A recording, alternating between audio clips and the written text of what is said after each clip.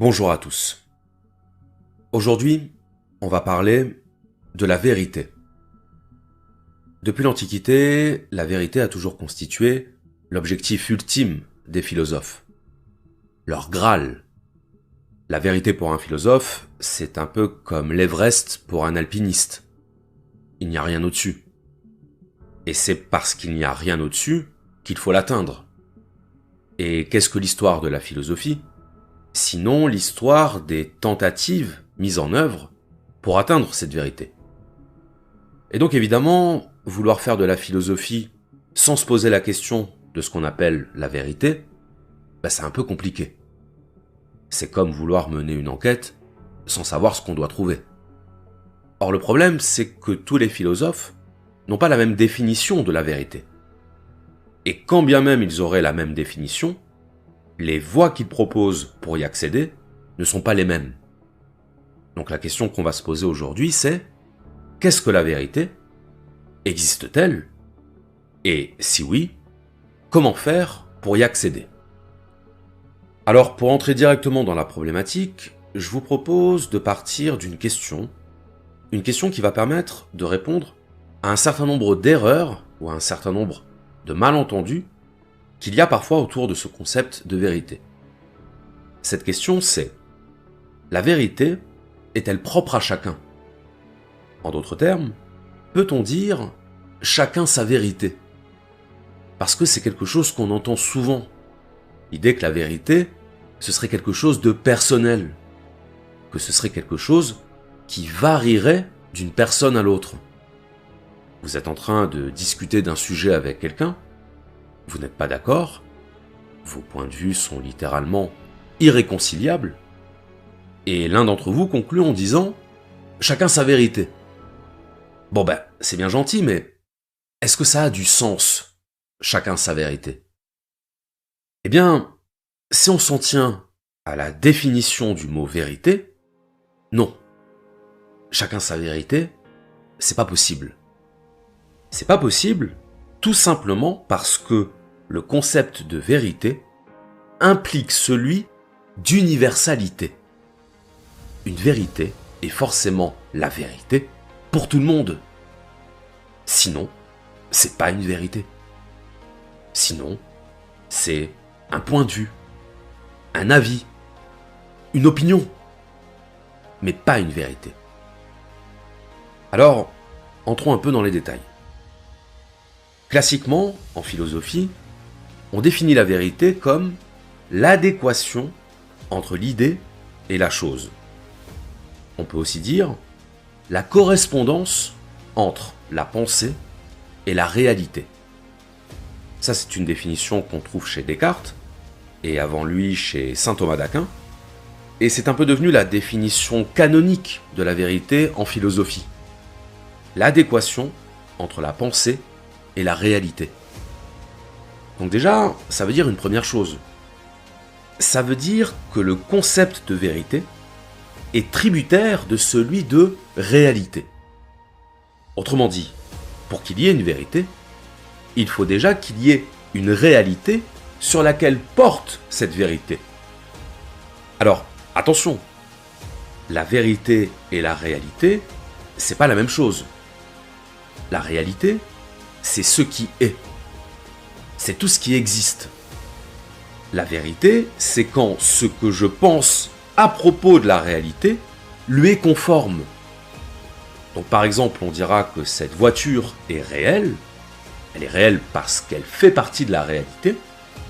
Mais cette voiture n'est ni vraie ni fausse. Ce qui est vrai ou faux, c'est ce que je pense à propos d'elle. Ou ce que je dis à propos d'elle. Si je dis « c'est une voiture », mon affirmation est vraie. Si je dis « c'est une citrouille », mon affirmation est fausse. Donc la vérité, c'est le discours conforme à la réalité. Et donc où est-ce que je veux en venir ? Je veux en venir au fait que si la vérité, c'est le discours conforme à la réalité, il ne peut pas y avoir plusieurs vérités, puisqu'il n'y a qu'une seule réalité. La raison pour laquelle la vérité n'est pas propre à chacun, c'est que nous partageons tous une seule et même réalité. Donc il peut éventuellement y avoir plusieurs manières d'exprimer la vérité, mais il ne peut pas y avoir plusieurs vérités. Quand les gens disent « chacun sa vérité », ce qu'ils veulent en fait dire, c'est « chacun sa conception de la vérité ». Et c'est pas pareil. C'est pas pareil du tout. Chacun sa conception de la vérité, autrement dit, chacun son point de vue sur la vérité. Chacun son opinion sur la vérité. J'aime bien le mot point de vue parce que ça illustre bien l'accès limité que nous avons à la réalité. Un point de vue, c'est ce qui offre un angle de vue.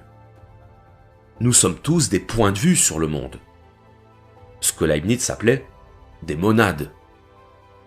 Mais cette multiplicité des points de vue porte sur une seule et unique réalité. Si la vérité est quelque chose d'universel, c'est pour une raison simple.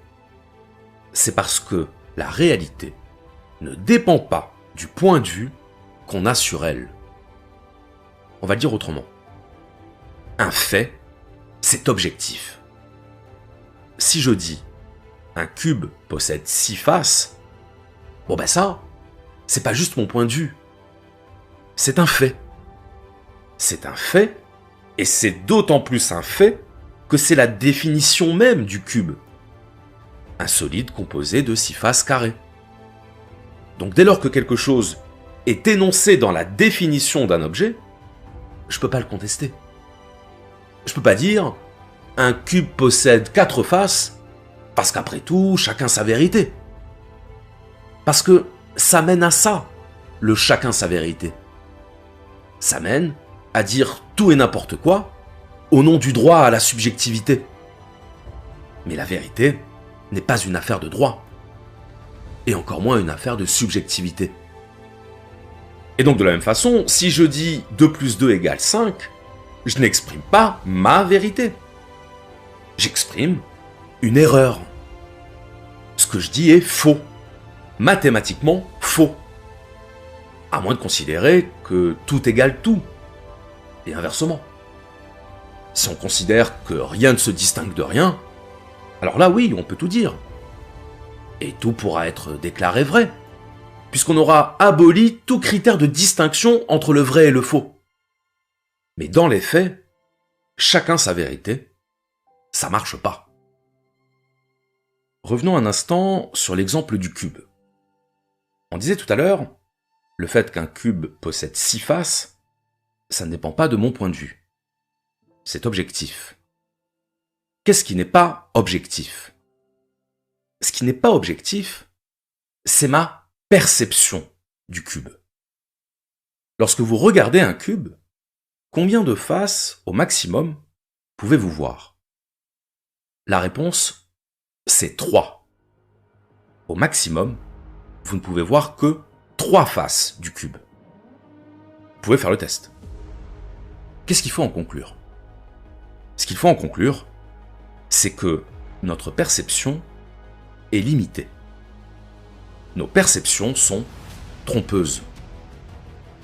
Et c'est là qu'on en arrive à ce que disait Descartes. Descartes disait que la perception était un très mauvais outil d'accès à la vérité. En clair, il disait que nos sens n'étaient pas fiables. Pourquoi ? Parce que nos sens nous renvoient à une image déformée de la réalité. Il prend l'exemple du bâton qu'on plonge dans l'eau et qui nous apparaît brisé à la surface, alors qu'en réalité, il est parfaitement droit. Ce que nous dit Descartes, c'est que la vérité, on peut seulement l'atteindre par la raison. Parce que la raison, c'est ce qui corrige nos erreurs de perception. Donc, je plonge mon bâton dans l'eau, je le perçois brisé à la surface, je réfléchis et je me dis, c'est pas possible. C'est pas possible que mon bâton soit réellement brisé. Parce qu'il n'y a rien dans les propriétés du bois, il n'y a rien dans les propriétés de l'eau qui puisse expliquer qu'un tel phénomène se produise. Ce à quoi nous invite Descartes, ça s'appelle le doute. Le doute méthodique. Le doute comme attitude de prudence à l'égard des données sensorielles. Et ce doute méthodique, c'est ce qui doit nous inciter à vérifier la réalité de nos perceptions avant de les considérer comme des vérités. Alors, c'est pas exactement la même chose que la Dent d'or de Fontenelle. Fontenelle, c'est un écrivain français du XVIIe siècle, écrivain classique, qui disait qu'avant d'émettre des théories sur un événement, il fallait d'abord vérifier que l'événement s'était effectivement produit tel qu'on le raconte. Donc il prend l'exemple d'un enfant à qui il aurait poussé une dent en or. Et tout le monde s'est mis à développer sa petite théorie sur le pourquoi du comment. Ce que dit Fontenelle, c'est qu'aucune de ces théories ne tient debout, tout simplement parce que ça n'est jamais arrivé. Donc la devise de Fontenelle, c'est « Assurons-nous du fait avant de nous inquiéter de la cause ». Ça paraît sensé. Mais Descartes, c'est pas tout à fait la même chose. Ce que nous dit Descartes, c'est qu'on ne peut jamais être sûr de nos perceptions. Même quand on est témoin de quelque chose, il se peut que nos sens nous fassent voir quelque chose qui n'est pas réel.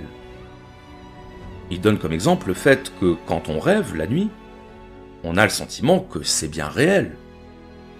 C'est le lendemain, quand on se réveille, qu'on se dit « mais c'était n'importe quoi ». Oui, c'était n'importe quoi. A posteriori. Mais sur le moment, ça paraissait réel. Donc on ne peut jamais être totalement sûr de ses perceptions. Il se peut que nous soyons effectivement en train de rêver. Il se peut que nous soyons dans une programmation informatique qui nous envoie des signaux sensoriels en permanence. On ne peut pas être sûr. Le seul moyen d'être sûr, nous dit Descartes, c'est la raison. La raison, c'est notre meilleur, pour ne pas dire notre seul véritable outil de vérification. Parce que la raison ne ment jamais. Parce que la raison ne trompe jamais. La raison est par définition incapable de faire passer le faux pour le vrai et le vrai pour le faux. Alors, on peut produire des raisonnements qui feront passer le faux pour le vrai et le vrai pour le faux. C'est ce qu'on appelle des raisonnements fallacieux ou des paralogismes, c'est-à-dire des raisonnements qui ont l'apparence de la rationalité, mais qui n'en ont que l'apparence. On donne souvent cet exemple pour illustrer ce qu'est un paralogisme. Socrate est mortel, mon chat est mortel, donc Socrate est un chat. Bon ben ça, évidemment, c'est fallacieux. Parce qu'il ne suffit pas que deux choses possèdent une caractéristique commune pour que toutes leurs caractéristiques soient communes. C'est de la logique de base. En rhétorique, on l'utilise dans ce qu'on appelle le déshonneur par association. On trouve un point commun entre deux choses ou entre deux personnes, et à partir de là, on induit l'idée que les défauts de l'un s'appliquent aussi à l'autre. Donc pour en revenir à la raison, nous dit Descartes, elle est universelle. Elle est universelle, c'est-à-dire que si une chose est vraie pour moi, elle est vraie pour vous. Et si une chose est vraie pour vous, elle est vraie pour tout le monde. Donc vous voyez ici que le chacun sa vérité, c'est tout ce que rejette Descartes. Et pas seulement Descartes d'ailleurs. Tous ceux qui se revendiquent de ce qu'on appelle le rationalisme. Ratio, raison. Le rationalisme, c'est l'idée que seule la raison peut nous faire accéder à la vérité. Pas la perception. Pas la sensibilité. La sensibilité, c'est ce qui nous sépare les uns des autres. On n'a pas la même sensibilité. Mais on a la même raison. Ou en tout cas, la raison fonctionne selon les mêmes règles pour vous et pour moi. Donc là où la sensibilité nous sépare, la raison nous rassemble. On peut s'entendre sur des arguments rationnels. On peut plus difficilement s'entendre sur des arguments émotionnels. En philosophie, on distingue deux genres de vérités. Les vérités matérielles et les vérités formelles. Les vérités matérielles portent sur les faits. Elles sont les énoncés conformes à la réalité empirique. Les vérités formelles portent sur des propositions, sur des énoncés logiques. Si je dis que Pierre est plus grand que Jean et que Jean est plus grand que Jacques, ma raison ne peut me conduire qu'à une seule conclusion. Pierre est plus grand que Jacques. Forcément. Nécessairement. Et quoi que vous pensiez de Pierre, de Jean ou de Jacques, si vous écoutez ce que vous dit votre raison, vous ne pourrez pas parvenir à une autre conclusion. C'est ça le propre de la raison. À savoir que ma raison et votre raison ne peuvent aboutir qu'à une même conclusion. Parce que ma raison et votre raison, c'est la même raison. C'est ça, l'universalité de la raison.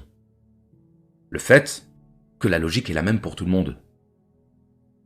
Donc la raison, nous dit Descartes, c'est ça le seul outil qui permet d'accéder à la vérité. Et de la même façon que la raison est universelle, tandis que la perception est individuelle, la vérité est objective, tandis que l'opinion est subjective. L'opinion n'est pas la vérité. L'opinion est ce qu'on croit être la vérité. Alors, c'est compliqué bien sûr, parce qu'une opinion a toujours une apparence de vérité pour celui qui y adhère. Nos opinions, on y croit. On y croit comme à des vérités. La croyance se présente toujours à la conscience comme une vérité. La difficulté, c'est d'en prendre conscience. Alors ici, j'aimerais parler un peu de Hegel, et de ce que Hegel appelle la dialectique de la conscience. Alors, je vous rassure tout de suite, on va expliquer tout ça, le but étant de vous montrer que derrière la présentation que je viens de vous faire, la réalité est encore un petit peu plus complexe. Si on s'en tient à ce que je viens de vous expliquer, à savoir qu'il y a d'un côté l'opinion qui serait subjective et de l'autre la vérité qui serait objective, ça risque de donner l'impression que l'humanité se divise en deux camps. Les sachants et les croyants. Évidemment, c'est très confortable, c'est très valorisant pour l'ego de se dire qu'on appartient au camp des sachants, de ceux qui ne se laissent pas aveugler par leurs croyances, de ceux qui savent discerner immédiatement le vrai du faux. Ce que nous dit Hegel, et qu'il développe dans sa phénoménologie de l'esprit, c'est qu'il n'y a pas d'un côté le faux et de l'autre le vrai. Il n'y a pas d'un côté les ignorants et de l'autre côté ceux qui détiendraient la vérité. Il n'y a que des sachants partiels et par conséquent des ignorants partiels. Qu'est-ce que ça veut dire des sachants partiels et des ignorants partiels? Ça veut dire que la vérité est un processus permanent, et pas un processus quantitatif. Hegel ne voit pas les choses en termes de quantité de connaissances. Il voit les choses en termes de stade de la conscience. Pour Hegel, la conscience passe par des stades, elle passe par des étapes qui vont à chaque fois lui faire envisager le monde autrement. Plus la conscience évolue, plus elle intègre à elle des points de vue différents sur le monde, des manières différentes de concevoir le monde. Et c'est le parcours de ces différents points de vue, c'est l'évolution de la conscience que lui apporte chaque point de vue qui constitue ce que Hegel appelle la vérité. Pour Hegel, on ne parvient pas à la vérité en passant du faux au vrai. On parvient à la vérité en passant du faux au faux. Alors ça, c'est étrange. Qu'est-ce que ça veut dire qu'on parvient à la vérité en passant du faux au faux? Comment ne pas y voir une contradiction dans les termes? Vous allez comprendre. Hegel n'avait pas une vision binaire de la vérité. Il en avait une vision dialectique. Une vision dialectique, ça veut dire que pour Hegel, la conscience progresse par auto-négation. Elle croit. En même temps qu'elle croit savoir. Elle se trompe. Puis, elle comprend qu'elle s'est trompée. Elle l'admet. Elle retient la leçon. Et elle repart. C'est ça, la mécanique de la conscience. Erreur, intégration, surpassement. Ce que Hegel appelle en allemand Aufhebung. Donc pour qu'il y ait Aufhebung, pour qu'il y ait progrès de la conscience vers le vrai, il faut qu'il y ait expérience du faux et dépassement du faux. Donc on ne progresse vers le vrai qu'à condition de passer par le faux. Un faux déterminé. Un faux déterminé, ça veut dire un faux qui nous renseigne sur le vrai. Un faux qui nous dit « le vrai n'est pas là, et voici pourquoi ». Donc quand on passe par le faux, on comprend pourquoi le faux était le faux. Et parce que le faux nous renseigne, parce que le faux nous permet de comprendre pourquoi il est le faux, il nous rapproche de la vérité. Voilà pourquoi, selon Hegel, le faux n'est pas le contraire du vrai. Le faux est un moment du vrai. Hegel nous dit, le propre de la conscience, c'est qu'à chaque étape, elle est convaincue d'être dans le vrai. Et Hegel ajoute, à chaque fois, la conscience se trompe. Elle se trompe parce que c'est dans la nature même de la conscience de toujours croire dans la vérité de ce qu'elle pense. Ben oui, si vous dites « je pense ceci » ou « je pense cela », si vous le pensez, vous pensez que c'est vrai. On ne pense pas quelque chose en se disant que c'est faux. Ce que veut dire Hegel, c'est qu'il est illusoire de penser qu'on pourrait évaluer ses propres croyances. Parce que la croyance ne se manifeste pas à la conscience comme une croyance. Elle se manifeste à la conscience comme une vérité.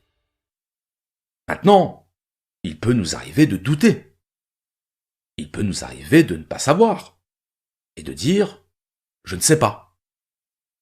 Il peut même nous arriver de changer d'avis et de reconnaître qu'on s'est trompé. Et ça, c'est beaucoup plus difficile. Parce qu'à la limite, quand on dit qu'on ne sait pas, on ne prend pas de risque. Dire qu'on ne sait pas, c'est de la prudence. Mais quand on prétend savoir, qu'on se trompe, et qu'on doit reconnaître qu'on s'est trompé, là ça fait mal. Ça fait mal à l'orgueil. Et c'est là qu'on devient très fort pour trouver des justifications à notre erreur. Voire pour faire passer notre erreur pour une vérité. Ça s'appelle le déni. Ou la mauvaise foi. La malhonnêteté, c'est autre chose. C'est quand on est conscient de sa mauvaise foi. Mais que le coût pour notre ego est trop élevé. Donc on préfère se défiler. Mais il peut aussi arriver qu'on reconnaisse avoir fait erreur. Qu'on avoue s'être trompé. Et quand on fait ça, nous dit Hegel, on passe à un stade supérieur de la conscience. Parce qu'alors, notre erreur nous aura renseignés. Notre erreur devient une erreur positive. Il y a toujours le moment négatif de l'erreur, le déni, la mauvaise foi, le mensonge. Et ensuite vient le moment positif de l'erreur, la compréhension qui mène au surpassement. Si la conscience parvient à admettre qu'elle a eu tort, elle en ressort grandie. Elle en ressort enrichi de son expérience du faux. Et cette expérience du faux lui permettra alors de poursuivre son chemin en sachant pourquoi elle a été dans le faux et pourquoi le faux est effectivement faux. Mais c'est pas terminé. Parce qu'une fois que la conscience a admis son erreur et qu'elle a donc franchi une nouvelle étape, elle va considérer que c'est cette nouvelle étape qui est la vérité. Elle pense à chaque fois que ça y est, cette fois-ci, j'ai compris. Avant, j'étais dans l'erreur, mais maintenant, je sais. Je suis dans le vrai. Et ainsi de suite. Ainsi de suite, parce que la reconnaissance d'une erreur va toujours de pair avec une croyance nouvelle. Une croyance ne meurt pas. Elle est remplacée par une autre. Et à chaque nouvelle étape du processus, l'ancienne croyance prend conscience de son caractère faux et elle se métamorphose en une nouvelle croyance qui se croit vraie. Qui se croit vraie au sens de définitivement vrai. Mais Hegel nous dit, c'est provisoire. Ce n'est qu'une étape. Et il faut en passer par là. Il faut en passer par la certitude pour ensuite pouvoir comprendre en quoi la certitude n'est pas la vérité. Et lorsque toutes les étapes auront été parcourues, lorsque la conscience aura accompli son grand cycle des erreurs, elle atteindra enfin le stade ultime, le stade où toutes les contradictions s'annulent et se résolvent, le stade où la vérité ne se situe plus dans un camp ou dans un autre, mais dans l'unité bien comprise de l'identité et de la différence. Avoir une vision dialectique de la vérité, c'est comprendre deux choses fondamentales. Premièrement, que la vérité n'est pas un état, mais un processus. Deuxièmement, que le moteur de ce processus, c'est l'erreur. Ce qui fait que quand on prend conscience qu'on s'est fourvoyé dans une opinion à laquelle on croyait avec ardeur, on va épouser l'opinion suivante avec tout autant d'ardeur, sans se rendre compte que l'ardeur qu'on plaçait dans l'ancienne opinion est exactement la même que celle qu'on place dans la nouvelle. Ce qui change, c'est le contenu de la croyance. Ce qui ne change pas, c'est notre sentiment de vérité. Jusqu'au jour où c'est ce sentiment de vérité lui-même qui finira par s'autodépasser. Voir la vérité comme un mouvement dialectique plutôt que comme une alternative binaire entre le vrai et le faux, c'est le moyen le plus sûr de ne pas sombrer dans le dogmatisme, c'est-à-dire dans l'identification de nos opinions à des vérités absolues. On peut croire dans la vérité de ces opinions, mais ça ne signifie pas qu'on soit autorisé à les imposer aux autres. Précisément parce que chaque conscience suit son propre itinéraire. Ne pas sombrer dans le dogmatisme, ça veut simplement dire être conscient que l'itinéraire de la conscience de l'autre n'est pas identique à l'itinéraire de ma conscience. Ce qu'on vient de voir, c'est que la conception habituelle de la vérité, conçue comme un absolu, ou conçue comme indépendante de tout facteur humain, que cette conception-là est un petit peu naïve. Elle est un petit peu naïve déjà parce que la vérité est un concept humain, et donc à ce titre, on parle de vérité d'un point de vue humain, c'est-à-dire limité, et aussi parce qu'on a tendance à imaginer la vérité comme quelque chose de pur, comme quelque chose qui flotterait dans les airs et qui pourrait presque s'affranchir des contraintes matérielles. Et donc c'est là qu'on en arrive à la conception pragmatiste de la vérité. La conception pragmatiste de la vérité, c'est la conception qui nous dit que la vérité, c'est ce qui est utile dans la pratique. C'est ce qui est efficace. Alors évidemment, dit comme ça, c'est un peu gênant.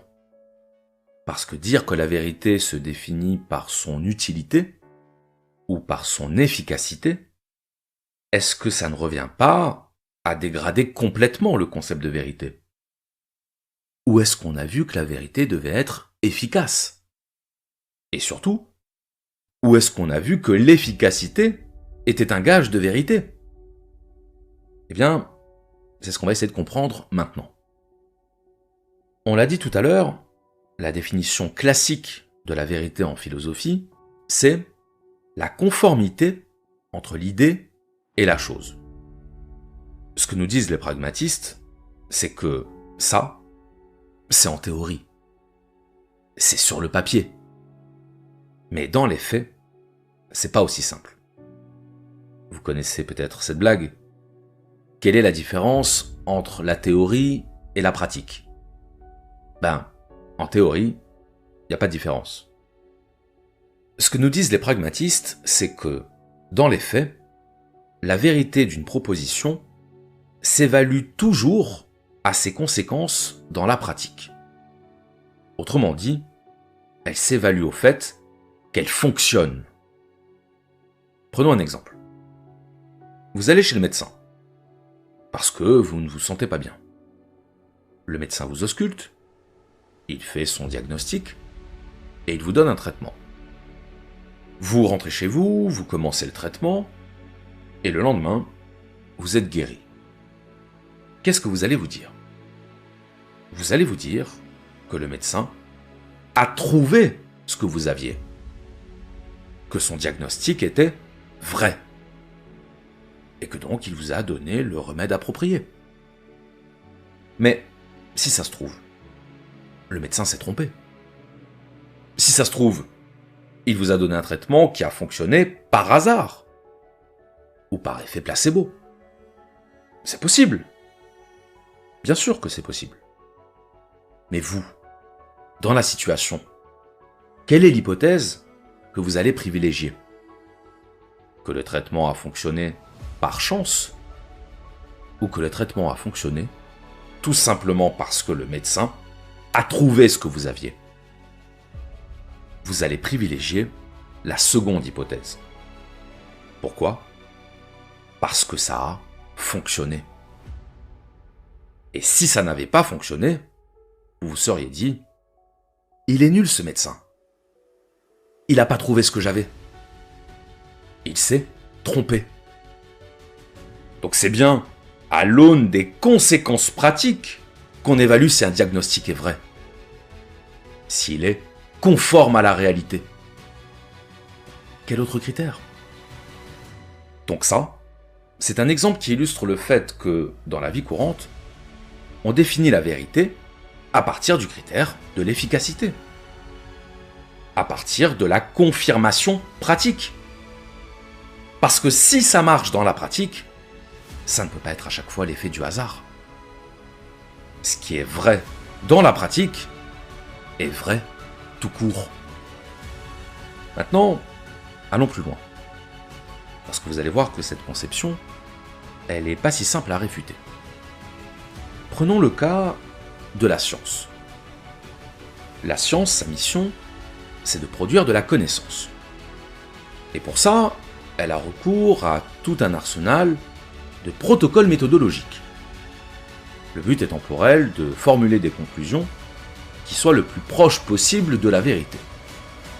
Bon. Maintenant, que se passe-t-il si une théorie scientifique est contredite par l'expérience? Deux possibilités. Soit l'expérience a été mal conduite, et dans ce cas-là, la théorie n'est pas invalidée, soit l'expérience a été bien conduite, et dans ce cas-là, la théorie est invalidée.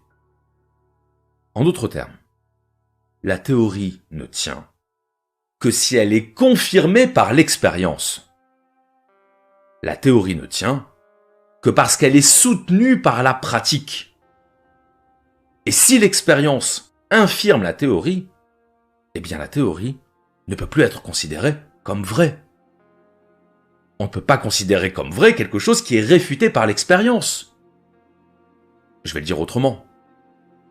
La vérité ne peut pas avoir raison contre les faits. Donc le critère de la vérité scientifique, c'est bien l'efficacité. C'est bien la fonctionnalité. Il faut que ça fonctionne pour que ça soit vrai. Et à partir du moment où ça ne fonctionne plus, à partir du moment où la théorie ne colle plus à l'expérience, on change la théorie. On la remplace.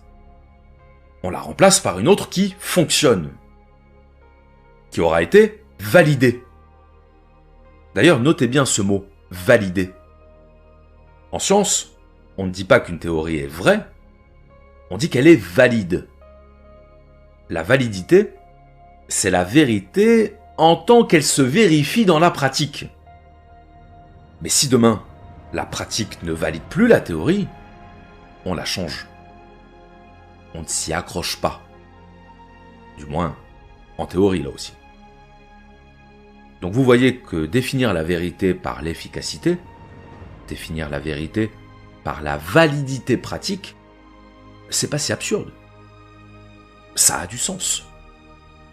À tel point que c'est sur cette définition qu'on fonde nos connaissances scientifiques. C'est-à-dire ce à quoi nous accordons le plus grand coefficient de vérité. Vérité, parce que vérifier. La science, c'est ce qui vérifie. Est-ce que vous savez comment on s'est rendu compte que l'univers était en expansion?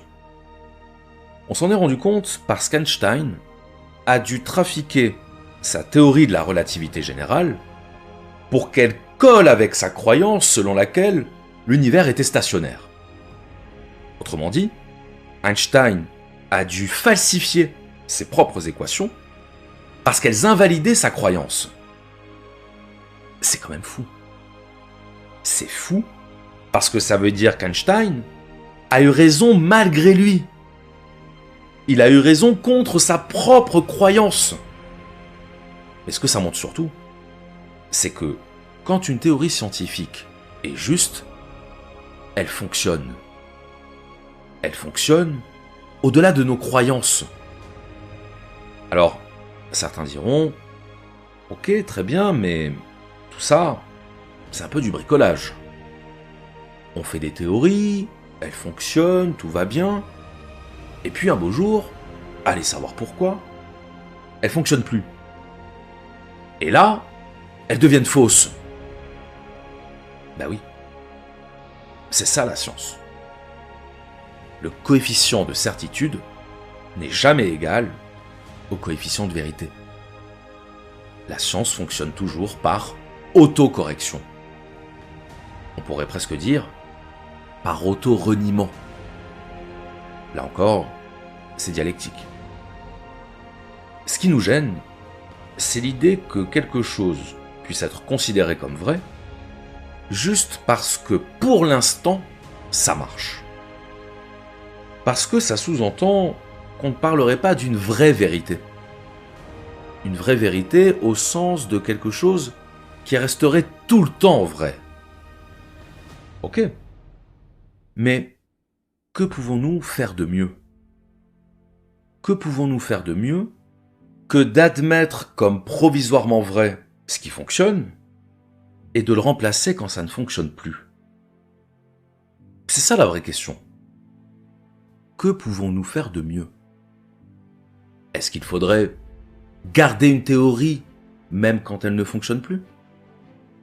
Sous prétexte que la vérité est éternelle? Est-ce qu'il faudrait renoncer à toute nouvelle théorie? Sous prétexte qu'un jour, cette nouvelle théorie risque d'être invalidée? Ce que tout ça nous démontre, c'est, encore une fois, que la vérité est une quête. Et que cette quête implique qu'on fasse des erreurs. Et qu'on prenne ces erreurs pour des vérités. Jusqu'au moment où ce ne sera plus possible de les prendre pour des vérités. Jusqu'au moment où elles entraîneront des anomalies. Parce que de la même façon que la pensée ne se met en marche que parce qu'il y a un problème à régler, la science ne se met en marche que parce qu'il y a une anomalie à résoudre. En science, il n'existe donc pas de vérité. Il n'existe que de la validité. Et donc tout ça, ça nous amène à la conception empiriste de la vérité. Conception empiriste de la vérité qui consiste à dire, purement et simplement, que la vérité n'existe pas. Pourquoi la vérité n'existe pas d'un point de vue empiriste ? Parce que ce que nous appelons la vérité n'est vrai qu'au moment où on en fait l'expérience. Mais en dehors de l'expérience, on ne peut pas savoir si une chose est vraie. Le feu brûle. Est-ce que c'est vrai ? Bah oui, c'est vrai. Difficile de dire le contraire. Le feu brûle, comment le sait-on ? Ben, on le sait parce que quand on met sa main sur le feu, ça brûle. Ah ! Donc c'est bien l'expérience du feu qui permet de définir les propriétés du feu. Un point pour les empiristes. Maintenant, la question est-ce que le feu brûle aussi quand je ne mets pas ma main dessus ? Est-ce que le feu brûle aussi à chaque fois que je n'en fais pas l'expérience ? Et là, vous allez me dire, ben oui, qu'est-ce que c'est que cette histoire ? Le feu n'attend pas que je mette la main au-dessus de lui pour brûler. C'est stupide. Alors, est-ce que c'est vraiment si stupide ? Ben pour les empiristes, non. Pourquoi c'est pas stupide ? C'est pas stupide parce que les empiristes considèrent que toutes nos connaissances proviennent de notre expérience. Et par expérience, il faut entendre le contact sensoriel. Toutes nos connaissances, toutes nos idées, ne sont que la mise en forme ordonnée de nos sensations. J'ai l'idée du froid parce que j'ai déjà fait l'expérience du froid. J'ai l'idée de fatigue parce que j'ai déjà fait l'expérience de la fatigue. Et ainsi de suite. Et donc pour les empiristes, je ne peux pas avoir d'idées qui ne proviennent pas de l'expérience. L'image qu'ils donnent, c'est celle de la toile vierge. À la naissance, l'être humain est comme une toile vierge. Il va expérimenter le monde, il va entrer en contact avec lui par la sensation, et au fur et à mesure, il va collecter des informations sensorielles qui vont lui permettre de dégager des connaissances générales. Je vois un objet qu'on appelle voiture, je vois cet objet une deuxième fois, une troisième, une quatrième, et au bout de 50 ou 100 fois, j'ai forgé dans mon esprit l'idée voiture. Pareil pour le froid, pareil pour la fatigue, pareil pour le feu. Donc si je peux affirmer que le feu brûle, c'est que j'en ai fait l'expérience suffisamment de fois pour pouvoir anticiper les effets du feu. Je peux désormais savoir que le feu brûle sans avoir besoin de mettre ma main dessus. Très bien. Mais alors du coup, est-ce que les empiristes ont raison ?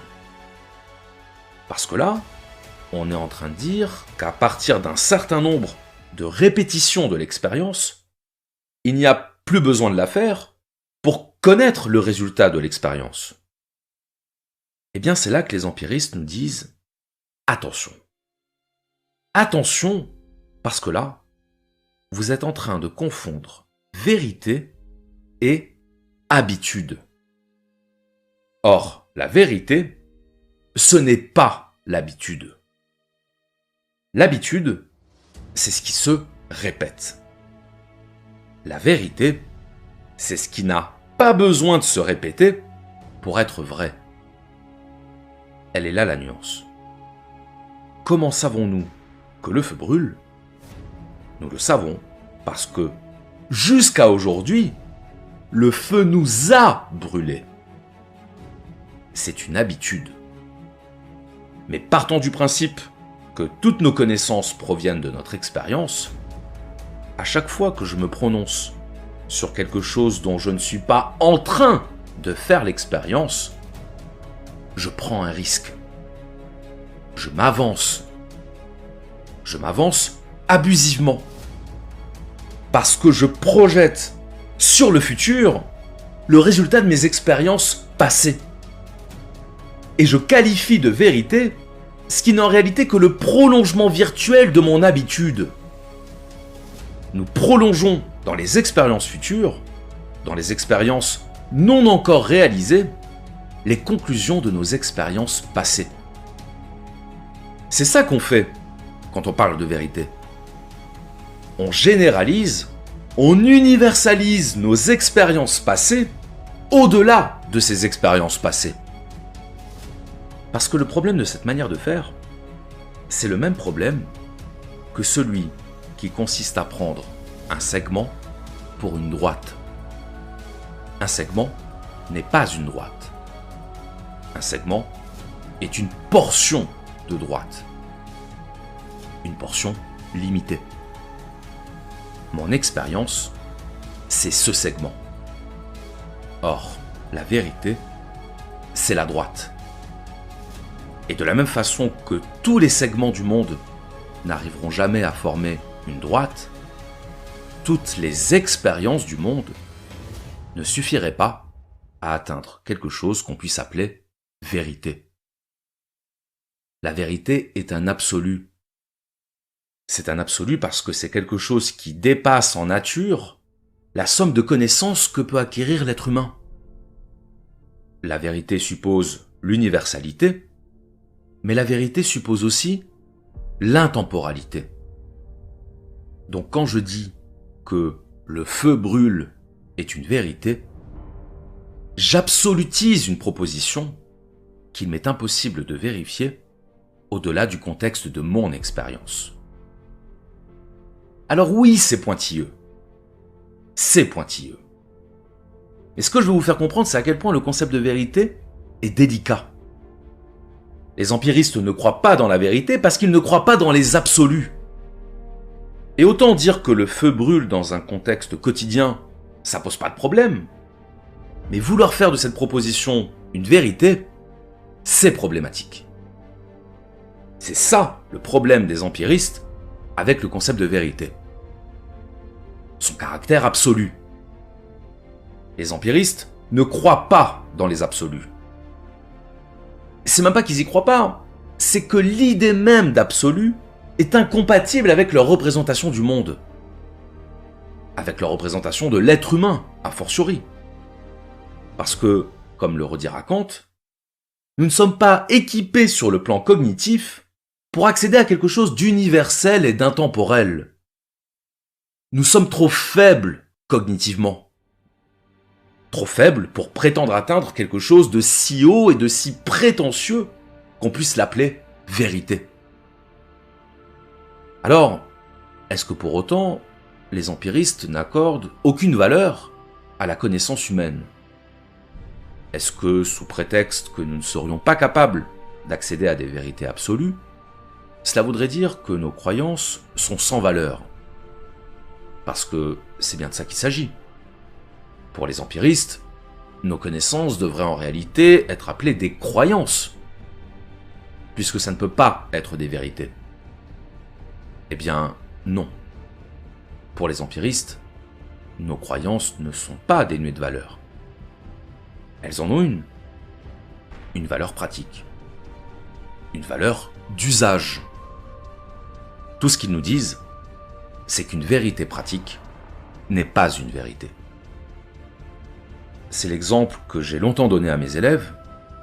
Est-ce que le soleil va se lever demain? Si tu réponds autre chose que « on ne sait pas », c'est perdu. Parce qu'évidemment, l'habitude nous pousse à répondre « oui ». Parce que pour nous, c'est plus qu'une habitude. Une habitude pour nous, ça veut dire « depuis longtemps ». Mais là, le fait que le soleil se lève tous les matins, c'est pas juste une habitude. Le soleil ne se dit pas tous les matins Tiens, je vais me lever ce matin parce que j'ai l'habitude. Non. Il se lève tous les matins en vertu de lois astronomiques qui ne relèvent à aucun moment de la croyance. Oui, c'est vrai. Mais ces lois, est-ce qu'elles sont intangibles? Est-ce qu'elles ont un caractère absolu, hors du temps, hors de l'espace? C'est ça d'ailleurs qui rendait les empiristes assez réfractaires aux dogmes religieux. Leur caractère gravé dans le marbre, entre autres choses. Mais philosophiquement, les empiristes sont des sceptiques. Ils sont des sceptiques au sens où ils ne croient pas en la possibilité pour l'être humain d'accéder à des vérités. Et encore moins à une vérité qui serait la source de toutes les vérités. Toujours est-il qu'on a là plusieurs conceptions de la vérité qui s'affrontent, qui pour certaines affirment son existence, pour d'autres la nient. Mais derrière chacune de ces conceptions de la vérité se cache en réalité une certaine conception du monde. Une conception du monde qui ne relève pas seulement du raisonnement, de la pensée, mais du rapport au monde. Du rapport à l'être et au devenir, du rapport à l'immuable et au mouvement, à l'esprit et à la matière. Peut-être que la vérité est inaccessible. Peut-être même qu'elle n'existe pas. Ou peut-être qu'elle n'est rien d'autre que ce qui est constamment en train d'advenir. Peut-être que nos croyances, que nos erreurs, que nos échecs ne sont que le chemin emprunté par la vérité pour parvenir jusqu'à nous. Qu'à force d'errance et de conscience de nos errances, la vérité finira par se frayer un chemin. Car si la vérité ne dépend pas de nous, il dépend de chacun de nous d'incarner la vérité. Je vous remercie.